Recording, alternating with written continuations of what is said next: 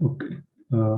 आज के लेक्चर में हम डिस्कस करेंगे सी एलिगेंस की जो डेवलपमेंट है उसके बारे में डिस्कस करेंगे। उसके अंदर अपोप्टोसिस कैसे होती है एंड सी एलिगेंस के अंदर जो स्पेसिफिकेशंस है उन तीन टॉपिक को हम डिस्कस करेंगे।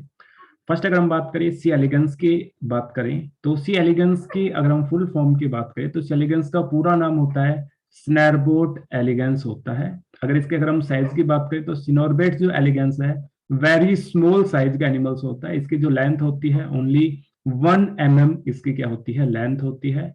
सी एलिगेंस जो एनिमल्स है ये डिप्लॉयड ऑर्गेनिजम्स होता है। डिप्लॉयड ऑर्गेनिजम्स का मतलब होता है कि ऐसे एनिमल जिनके अंदर जो क्रोमोजोम्स होते हैं वो क्या होते हैं सेट ऑफ क्रोमोजोम्स प्रेजेंट होता है। दैट मीन्स एवरी जो क्रोमोजोम्स है उसकी क्या होती है 2 कॉपी प्रेजेंट होती है। इसके अलावा अगर हम बात करें सिनोरबेट्स जो एलिगेंस है ये कैसा होता है हार्मेफोडाइट्स एनिमल्स होता है। हार्मेफोडाइट्स का मतलब होता है कि हार्मेफोडाइट का मतलब होता है बाइसेक्सुअल एनिमल्स। बाइसेक्सुअल एनिमल्स का मतलब होता है कि जो एनिमल्स जिनके अंदर क्या हो बोथ जो सेक्स ऑर्गन्स होते हैं मेल एंड फीमेल जो सेक्स ऑर्गन्स है वो क्या होते हैं सेम इंडिविजुअल्स के अंदर क्या होते हैं प्रेजेंट होते हैं। तो सी एलिगेंस के अंदर मेल एंड फीमेल जो सेक्स ऑर्गन्स है वो एक सिंगल इंडिविजुअल्स के अंदर प्रेजेंट होते हैं। इसके अलावा जो सी एलिगेंस है ये बिलोंग करता है फाइलम नीमेटोडा से बिलोंग करता है।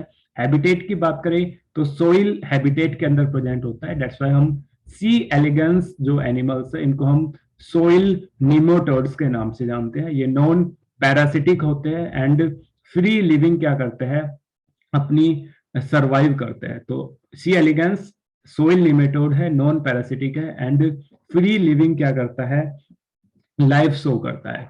इसके अलावा अगर हम इसके अंदर क्रोमोजोम्स की बात करें तो इसमें टोटल 6 क्या होते हैं क्रोमोजोम्स प्रेजेंट होते हैं। नंबर ऑफ जीन्स की बात करें तो इसके अंदर 19,000 क्या होते हैं जीन्स प्रेजेंट होते हैं और ओनली स्मॉल 1 mm लेंथ होने के कारण इसके अंदर अगर हम सेल्स की बात करें तो ओनली अप्रोक्सीमेटली 959 क्या होती है सेल्स प्रेजेंट होती है। इसके अलावा इनकी जो एम्ब्रियोनिक जो लाइफ है वो कंप्लीट हो जाती है 16 आवर्स के अंदर। इसके small duration of embryonic life होने के कारण हम इस एनिमल्स के अंदर क्या करते हैं जो वुल्वा जो फॉर्मेशन है उसको हम क्या करते हैं स्टडी करते हैं। तो जो सी एलिगेंस है ये कैसा है एक मॉडल ऑर्गेनिजम्स है क्योंकि इसकी जो लेंथ है वो क्या होती है स्मॉल होती है।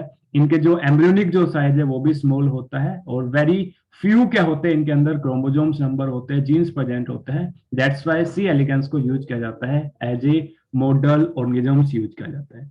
इसके अलावा अगर हम बात करें जो सी एलिगेंस है इसका जो स्पर्म होता है उसके अंदर क्या होता है जो एक्रोसोम जो होता है हेड के अंदर वो एब्सेंट होता है एज वेल एज जो टेल है वो भी क्या होती है एब्सेंट होने के कारण इनकी जो शेप है वो कैसी होती है अमीबोइड शेप होती है। दैट्स वाई सी एलिगेंस का जो स्पर्म होता है वो कैसा होता है अमीबोइड स्पर्म होता है।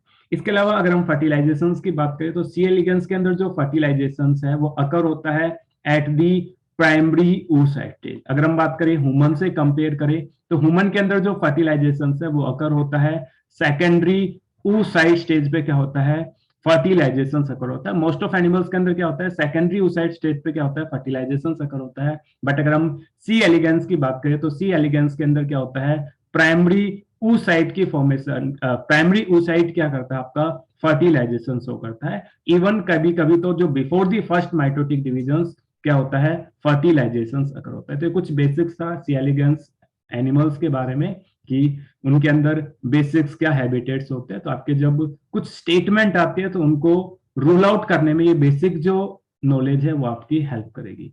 अब हम बात करें इस एनिमल्स के अंदर अगर हम पोलैरिटी की बात करें एक्सिस डेवलपमेंट की बात करें तो किसी भी एनिमल्स की बात करें तो एनिमल्स के अंदर क्या होती है 3 मेन क्या होती है पोलैरिटी प्रेजेंट होती है।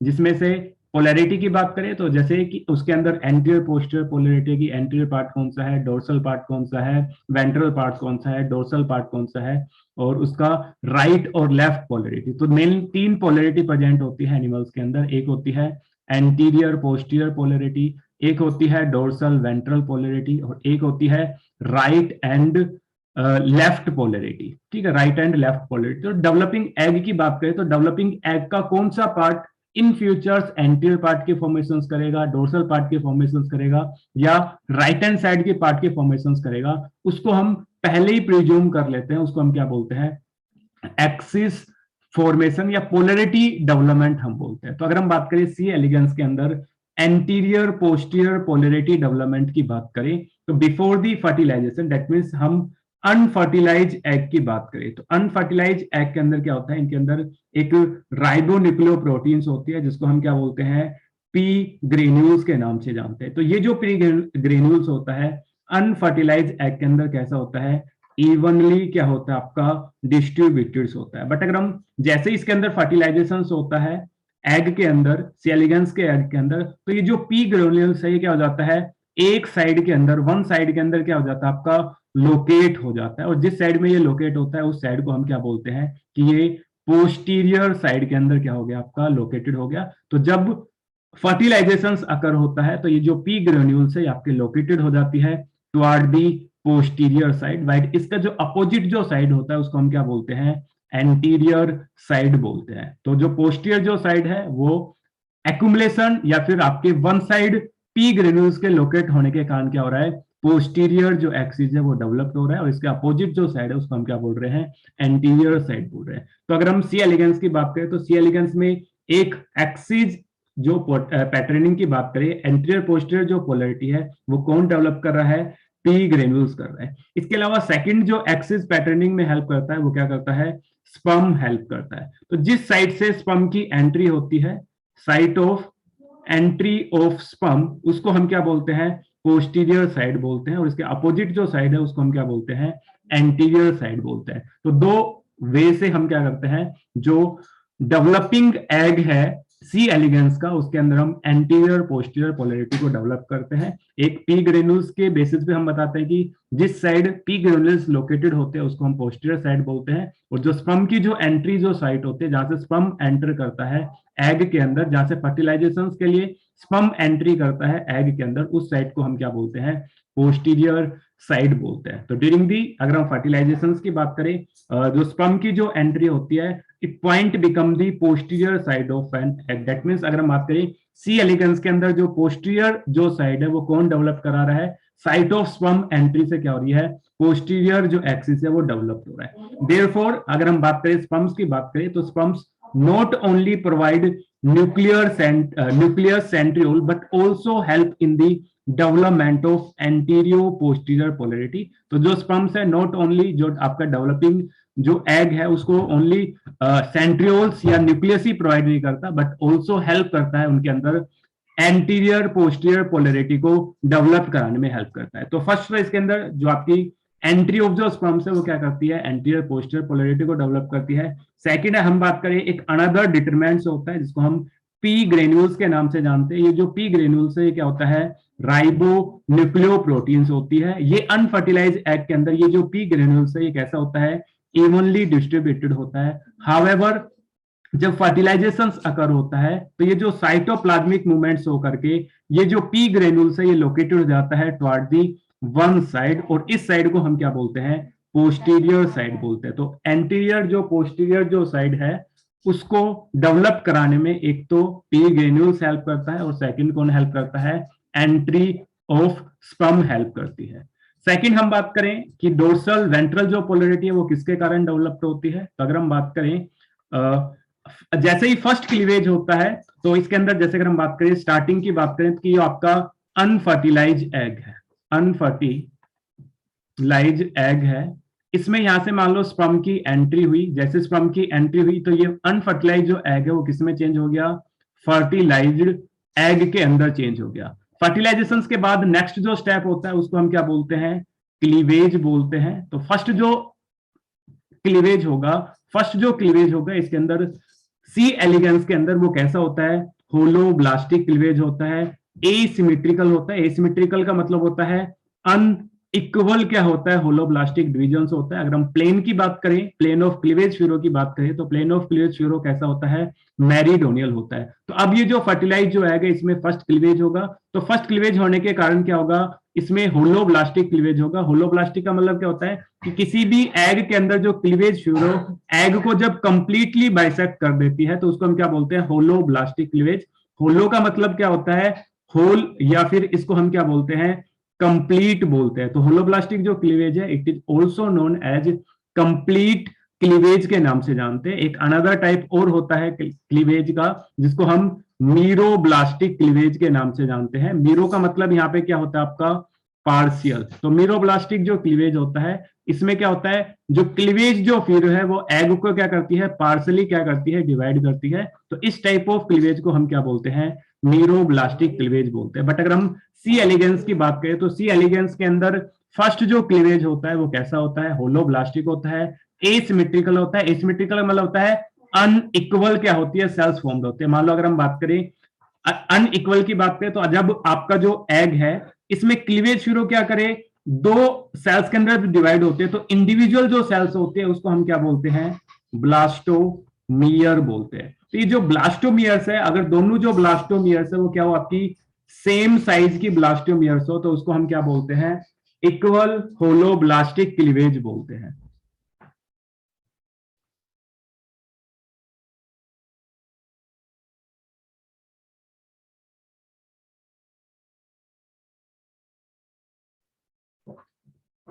ओके तो दोनों जो ब्लास्टोमियर अगर सेम साइज के होते हैं तो उसको हम क्या बोलते हैं, सिमेट्रिकल होलोब्लास्टिक डिविजन्स या इक्वल होलोब्लास्टिक डिविजन्स बोलते हैं। बट अगर हम बात करें सी एलिगेंस की बात करें, तो सी एलिगेंस के अंदर क्या होता है, एसिमेट्रिकल डिविजन्स होता है। दैट मीन जो ब्लास्टोमियर्स जो फॉर्म्ड होगी, एक क्या होगी, लार्ज साइज की ब्लास्टोमियर्स फॉर्म्ड होगी जिसको हम क्या बोलेंगे, मैक्रोमियर बोलेंगे, और एक क्या होगी इसके अंदर स्मॉल साइज की क्या होगी, ब्लास्टोमियर फॉर्म्ड होगी। उस स्मॉल साइज की ब्लास्टोमियर को हम क्या बोलेंगे, माइक्रोमियर बोलेंगे। तो in case of C elegans जो मैक्रोमियर होती है उसको हम क्या बोलेंगे, फाउंडर सेल बोलेंगे, कि आपकी एक फाउंडर सेल फॉर्म्ड हुई है। बट अगर हम माइक्रोमियर की बात करें in case of C elegans, इस माइक्रोमियर को हम क्या बोलेंगे, कि आपकी स्टेम सेल्स क्या हुई है, आपकी फॉर्म हो रही है। तो फर्टिलाइज एग के अंदर जब फर्स्ट क्लीवेज होता है सी एलिगेंस के अंदर, वो कैसा होता है, होलोब्लास्टिक अनइक्वल एसिमेट्रिकल डिविजन होता है, जिससे क्या होता है, एक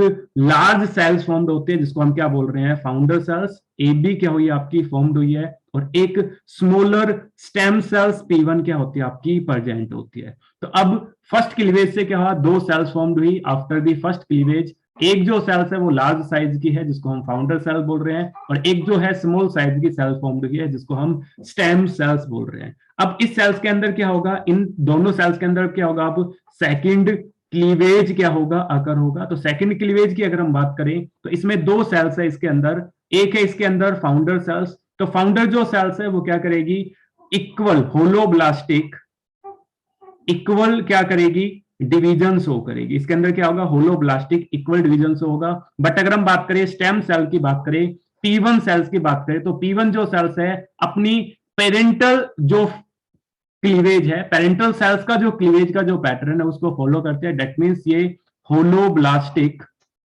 इक्वल डिवीजन को क्या करेगी, शो करेगी। तो अब होलोब्लास्टिक इक्वल डिवीजन होगा ए बी सेल्स के अंदर, और जो P1 जो सेल्स है उसके अंदर क्या होगा, होलोब्लास्टिक अनइक्वल डिवीजन होगा। तो आपकी जो यहाँ पे क्या होगा, अनइक्वल डिवीजन होगा। तो ए बी जो सेल्स है ये दो सेल्स के अंदर डिवाइडेड हो जाएगी, जिसमें से एक सेल्स को हम बोलेंगे ए बी ए बोलेंगे, और एक को हम क्या बोलेंगे, ए बी पी बोलेंगे। तो यहाँ पे जो ए है वो रिप्रेजेंट कर रहा है एंटीरियर साइड को रिप्रेजेंट कर रहा है, एंड जो पी है वो रिप्रेजेंट कर रहा है पोस्टीरियर साइड को क्या कर रहा है, रिप्रेजेंट कर रहा है। तो ए बी जो सेल्स है, फाउंडर जो सेल्स है, होलोब्लास्टिक इक्वल डिवीजन शो करती है।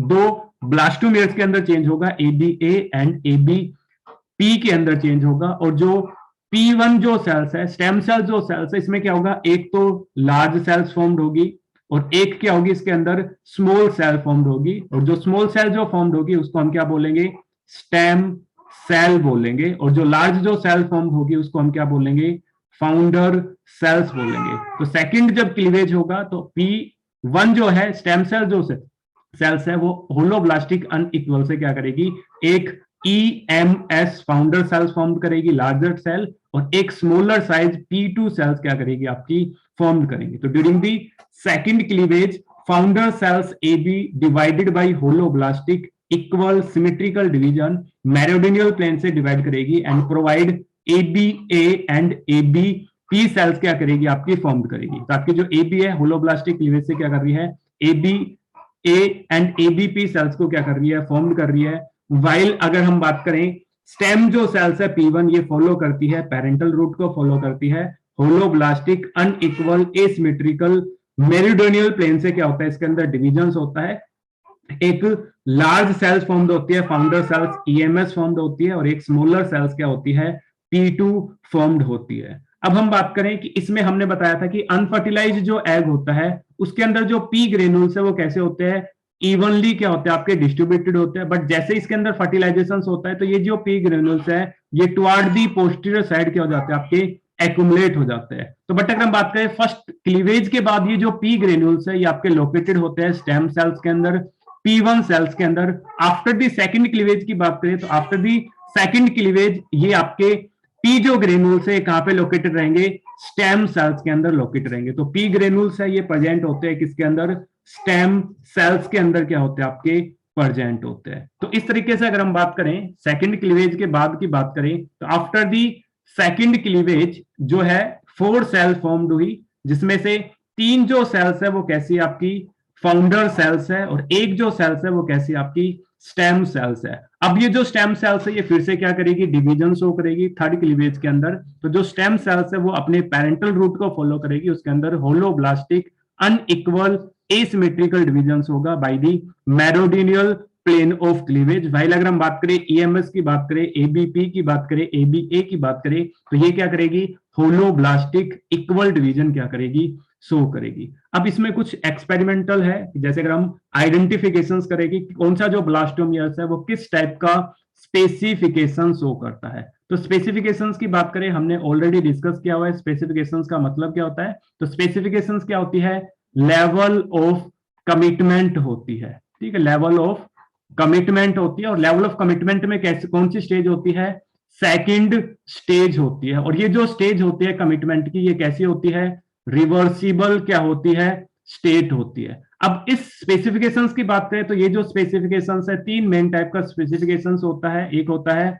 ऑटोनोमस स्पेसिफिकेशंस होता है सेकंड होता है कंडीशनल स्पेसिफिकेशंस होता है और एक होता है सिनसाइटियल क्या होता है स्पेसिफिकेशंस होता है। तो 3 टाइप का क्या होता है स्पेसिफिकेशंस होता है। बट अगर हम सी एलिगेंस की बात करें तो सी एलिगेंस के अंदर ऑटोनोमस स्पेसिफिकेशंस भी प्रेजेंट होता है as well as conditional specifications भी प्रेजेंट होता है। बट जो सिंसाइटियल जो स्पेसिफिकेशंस है ये प्रेजेंट होता है ओनली इंसेक्ट्स के अंदर क्या होता है आपका प्रेजेंट होता है। इंसेक्ट्स की भी बात करें तो एग्जांपल ड्रोसोफिला मिलेनोगेस्टर की बात करें तो ड्रोसोफिला मिलेनोगेस्टर के अंदर क्या होता है syncytial type of specifications present होता है। तो हमने प्रीवियस लेक्चर्स में पढ़ा हुआ है कि ऑटोनोमस स्पेसिफिकेशंस में क्या होता है कंडीशनल स्पेसिफिकेशंस में क्या होता है क्या क्या एक्सपेरिमेंट्स हमने परफॉर्म किए थे उसके बेसिस पे हमने बताया था कि जो ऑटोनोमस जो सेल्स है वो जब उनको हम सेपरेट करते हैं तो इंडिविजुअल जो सेल्स है वो क्या करती है अपने नॉर्मल जो फेट है उसको क्या करती है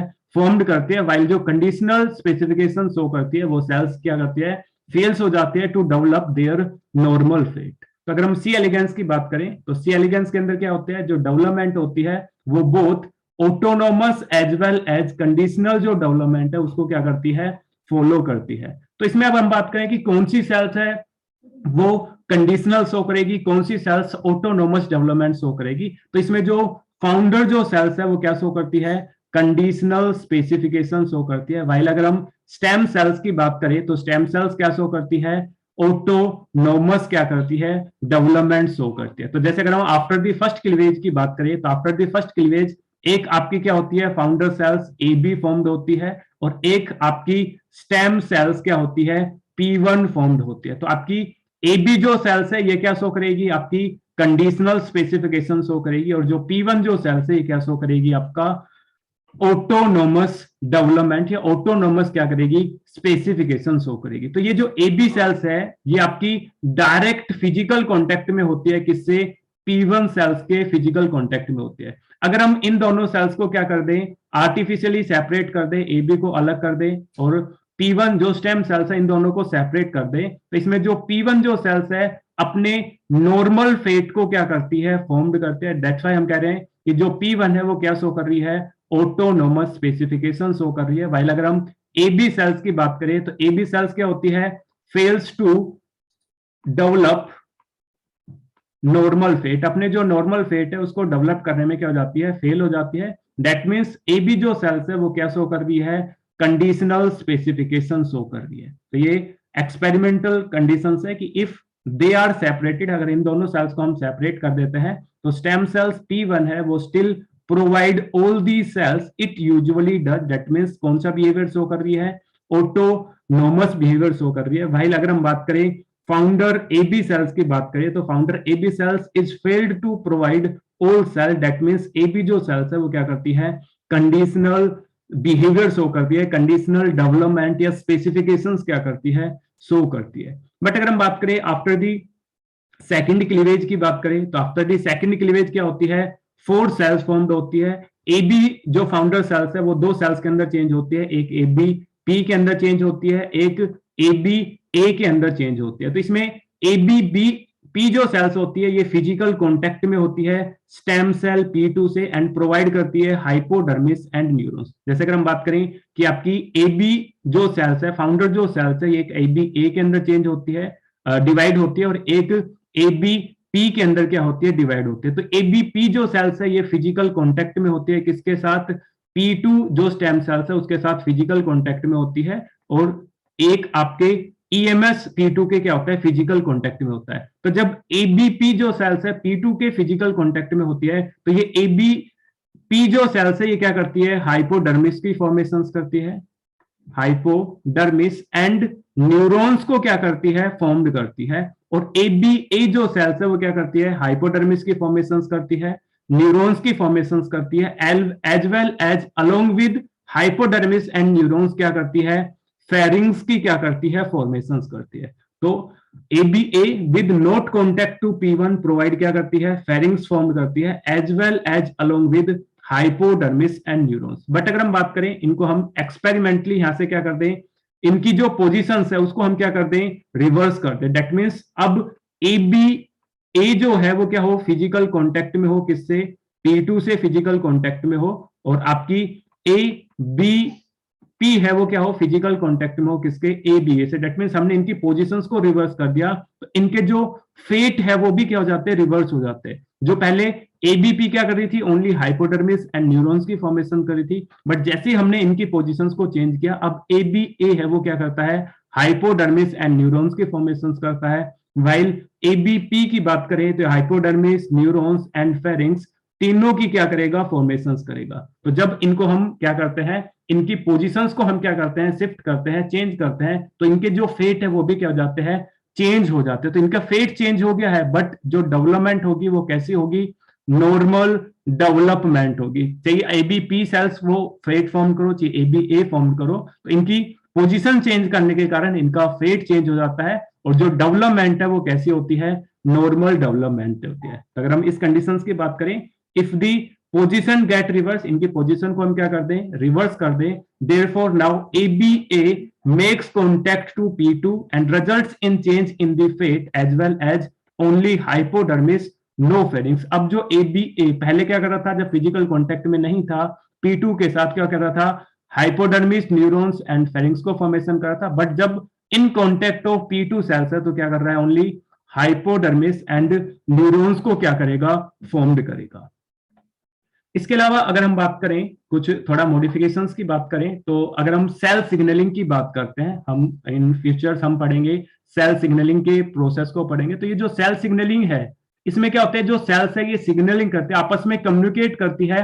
4 टाइप की सिग्नलिंग से क्या करती है, आपस में कम्युनिकेट करती है, जिसमें से एक जो मीडियम होता है उसको हम क्या बोलते हैं, ऑटोक्राइन सिग्नलिंग बोलते हैं, जिसमें क्या होता है, एक जो सेल्स है खुद ही क्या करते हैं, कुछ केमिकल्स को सिक्रेट करते हैं, इन केमिकल के जो रिसेप्टर्स है सेम सेल्स के ऊपर क्या होते हैं, आपके प्रेजेंट होते हैं। तो सेम सेल्स खुद के स्टिमुलेट या इनिबिट करने के लिए क्या करते हैं, केमिकल सिक्रेट करती है, सेल्फ की ग्रोथ इनिबिट या स्टिमुलेट कराने के लिए क्या करती है, सिग्नलिंग करती है। तो इसको हम क्या बोलते हैं, ऑटोक्राइन सिग्नलिंग बोलते हैं। सेकंड जो टाइप है दैट इज पैराक्राइन सिग्नलिंग। इसमें क्या होता है, दो नाइजबोरिंग जो सेल्स है, एक जो नाइजबोरिंग सेल्स है वो क्या करते हैं, कुछ केमिकल सब्सटेंस सिक्रेट करती है, और उसपे उसके जो रिसेप्टर्स है उसकी नाइजबोरिंग सेल्स के ऊपर प्रेजेंट होते हैं। तो this type of signalling is known as paracrine signalling के नाम से जानते हैं। जैसे अगर हम एग्जांपल की बात करें तो पैराक्राइन जो सिग्नल्स है, जैसे अगर हम नर्व सेल्स की बात करें तो नर्व सेल्स आपस में कम्युनिकेट करती है with the help of paracrine signalling. इसके अलावा एक जो सिग्नलिंग होती है उसको हम क्या बोलते हैं,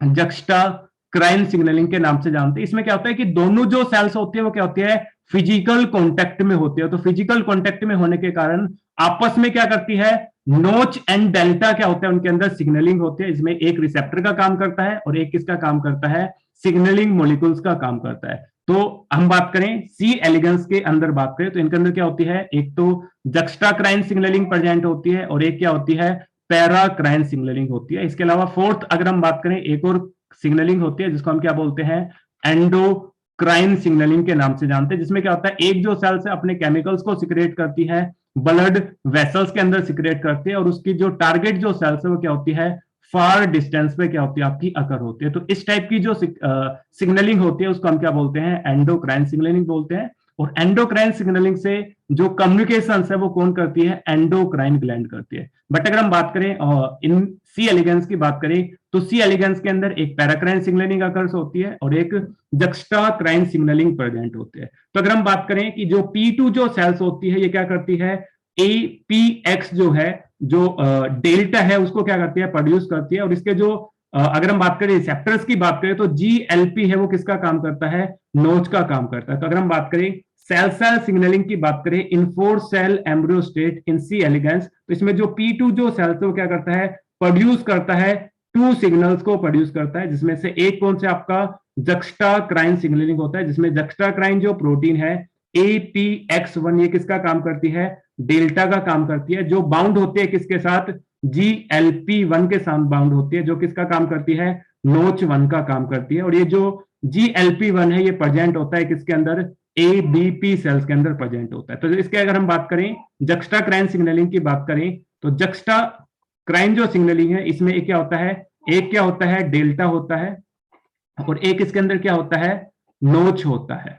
तो इसमें जो डेल्टा है वो कौन है, आपका APX1 है। और ये जो APX1 है ये किसके अंदर प्रेजेंट है, P2 सेल्स के अंदर प्रेजेंट है। और जो नोच है वो इसके अंदर प्रेजेंट है, GLP1 के अंदर प्रेजेंट है। और ये GLP1 जो नोच है जिसके साथ APX बाउंड होगा ये किसके पास प्रेजेंट है, ABP के पास प्रेजेंट है। तो एक जो सिग्नलिंग है वो कौन सी है, जक्स्टाक्राइन सिग्नलिंग है, जो किस किस के बीच में हो रही है, P2 स्टेम सेल्स और ABP सेल्स के बीच में हो रही है। और इसी वजह से जब हम ABP और ABA को हम क्या करते हैं, रिवर्स करते हैं, तो उसका जो फेट है वो क्या जाता है, रिवर्स हो जाता है। तो आपकी P1 P2 और ABP जो सेल्स है क्या होती है, फिजिकल कॉन्टेक्ट में होती है और क्या शो करती है, जक्स्टाक्राइन सिग्नलिंग शो करती है। इसके अलावा इसके अंदर एक अनदर सिग्नलिंग और प्रेजेंट होती है जिसको हम क्या बोलते हैं, पैराक्राइन सिग्नलिंग। और पैराक्राइन सिग्नलिंग में क्या करती है, पैराक्राइन प्रोटीन सिक्रेट करती है। तो इसके अंदर अगर हम पैराक्राइन सिग्नलिंग की बात करें तो पैराक्राइन सिग्नलिंग में क्या होगा, एक तो रिसेप्टर्स होगा और सेकंड क्या होगा आपका सिग्नलिंग मॉलिक्यूल्स होगा। तो इसमें जो सिग्नलिंग जो मॉलिक्यूल्स होता है वो क्या होता है, MOM2 होता है। और इसके अंदर जो रिसेप्टर्स होते हैं वो क्या होता है आपका MOM5 होते हैं। तो अगर हम MOM5 की बात करें तो ये EMS जो फाउंडर जो सेल्स है वो क्या सिक्रेट, उसके पास क्या प्रेजेंट होते हैं, MOM प्रेजेंट होते हैं। और अगर हम आपके MOM2 की बात करें तो ये प्रेजेंट होता है P2 सेल्स के पास प्रेजेंट होता है, स्टेम सेल्स के पास प्रेजेंट होता है।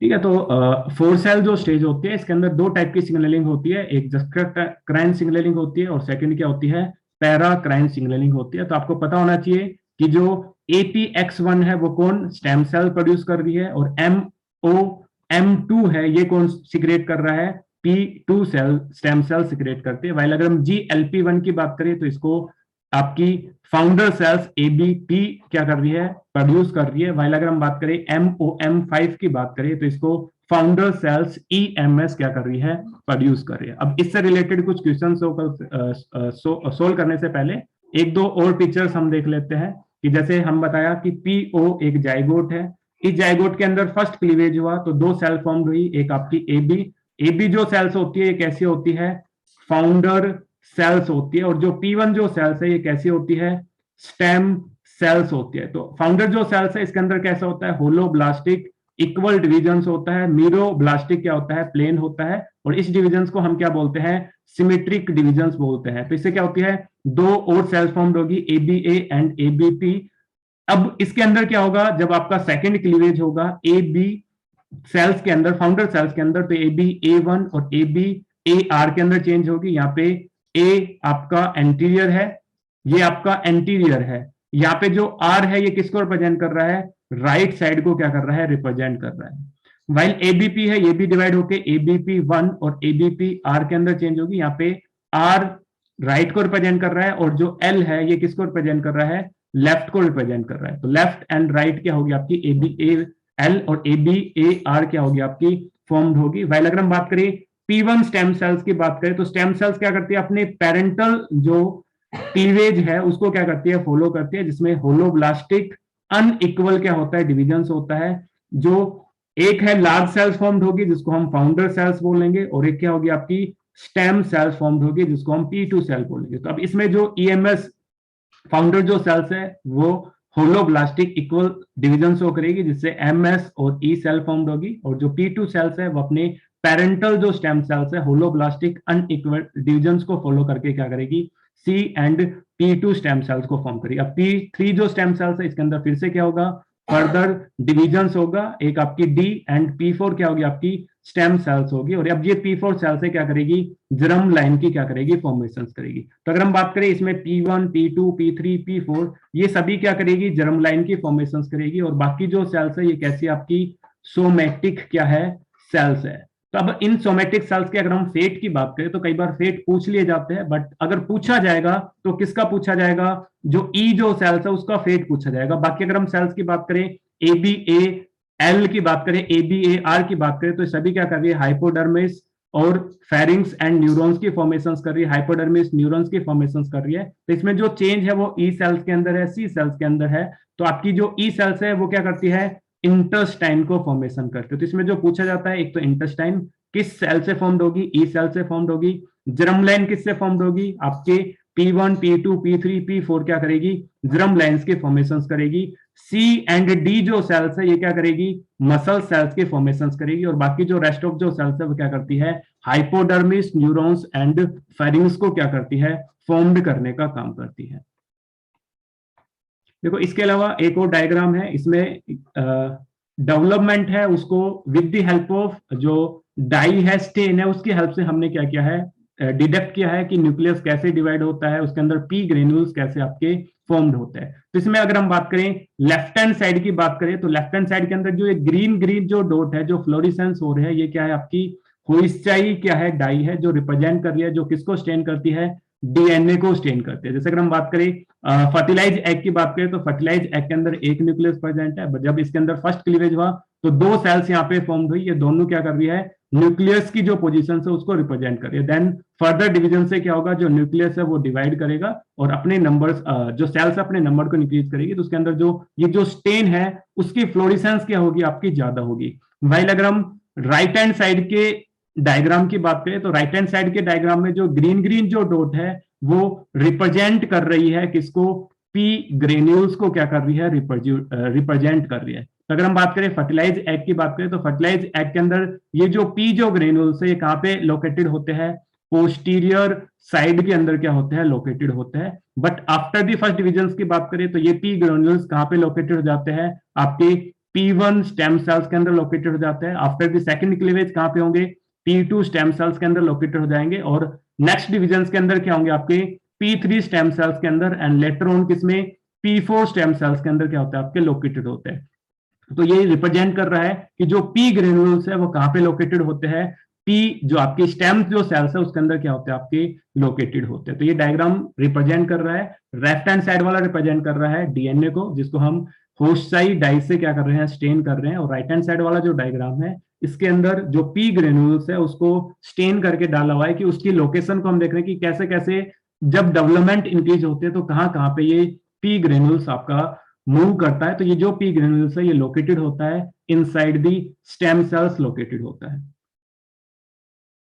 देखो फर्स्ट क्वेश्चंस की बात करें तो फर्स्ट क्वेश्चंस में पूछा गया है, during the early cleavage, Synorbate, elegans, ambro, each asymmetrical division produce one founder cells which produce differentiated descendant and one stem cell. The very first cell division produce one anterior founder cells, namely AB. First जो founder sales है उसको हम AB बोलते हैं, और जो posterior जो stem cells है उसको हम क्या बोलते हैं, P1 बोलते हैं. When these blastomere experimentally separated, अगर हम दोनों को क्या कर दें, सेपरेट कर दें, AB को सेपरेट कर दें एंड P1 को सेपरेट कर दें, तो एक्सपेरिमेंटली कौन सी फॉलोइंग आउटकम होगी. तो हमने बताया था कि जो फाउंडर जो सेल्स है वो क्या शो करती है, कंडीशनल स्पेसिफिकेशन शो करती है, और जो P1 जो सेल्स है, स्टेम जो सेल्स है, वो क्या करती है, ऑटोनोमस स्पेसिफिकेशन शो करते हैं. तो अगर हम फर्स्ट आंसर की बात करें, फर्स्ट ऑप्शन की बात करें, तो P1 जो सेल्स है वो डेवलप हो रही है कैसे, ऑटोनोमसली, और AB जो सेल्स है वो क्या शो कर रही है, कंडीशनल स्पेसिफिकेशन शो कर रही है. तो इसका राइट आंसर होगा ऑप्शन ए.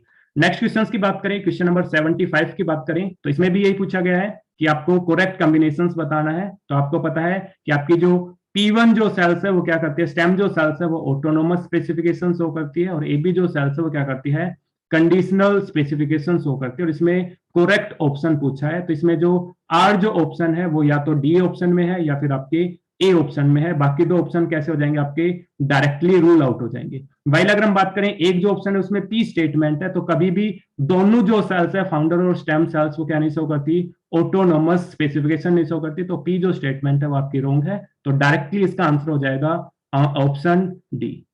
नेक्स्ट क्वेश्चन की बात करें, क्वेश्चन नंबर 65 की बात करें, तो इसमें